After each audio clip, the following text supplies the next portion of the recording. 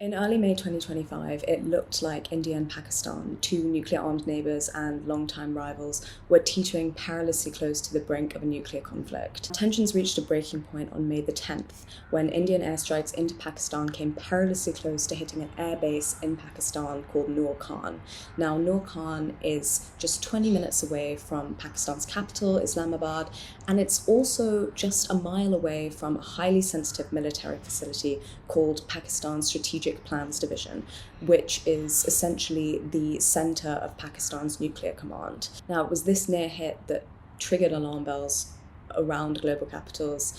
Though there had been diplomacy on May the 9th, the day leading up to the Nur Khan strike, it was only 12 hours after the strike that a US-mediated ceasefire was announced by Donald Trump. The question is, how did India and Pakistan, two nuclear-armed neighbours with such close historical, political and religious ties, get to a point where a single misstep could have triggered a nuclear war? We're in Kashmir, which is in the north of India. It's a mountainous region and a contested territory between India and Pakistan, divided by a tenuous borderline that runs through the region, through the mountains, called the Line of Control. The Line of Control is a de facto borderline. It was agreed in 1971 bilaterally between the two countries, but it's not internationally recognised. Now, India and Pakistan have been fighting over Kashmir ever since 1947, when Britain granted India independence after a century of direct colonial rule and another century of indirect colonial rule via the British East India Company. Now, the process of partition was utterly devastating both for the people of India and for the people of the newly formed Pakistan. It was a process that involved mass displacement, up to 14 million people displaced, and estimates of up to 2 million dead.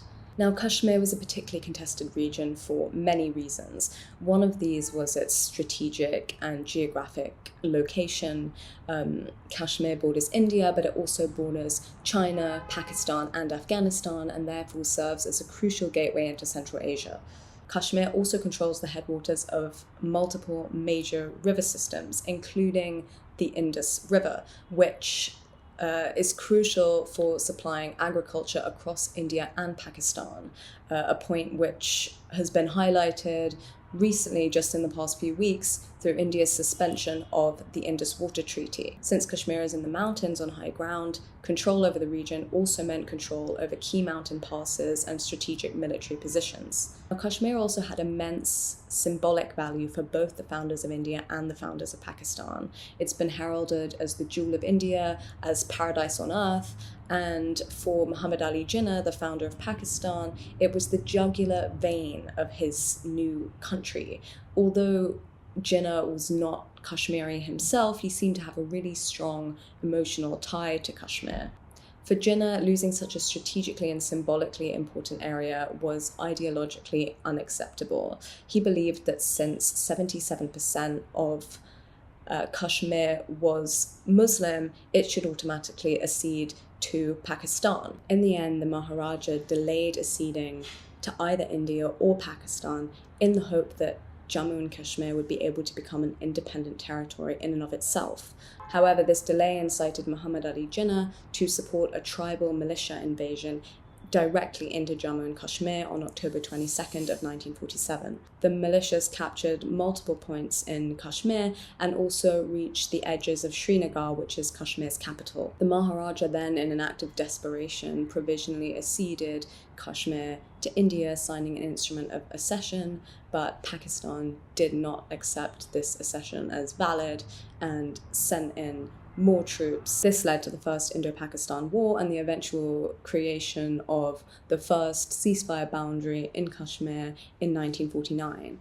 Now, over the course of the 20th century, there were multiple wars and borderline skirmishes over Kashmir, the most recent of which was the May 2025 four-day escalation. But at what point did this become a nuclear issue? At what point did both countries begin developing nuclear weapons? And at what point did the stakes become so high? India's first nuclear test took place in Rajasthan in 1974, and it was codenamed Smiling Buddha. India only officially declared itself a nuclear state in 1998 after a series of 5 nuclear tests nicknamed Pokhran 2. Just 17 days later, Pakistan was to declare itself a nuclear armed state. This has led to what is called nuclear deterrence, with both countries avoiding full-scale war but engaging in proxy conflicts like what we saw in Kashmir.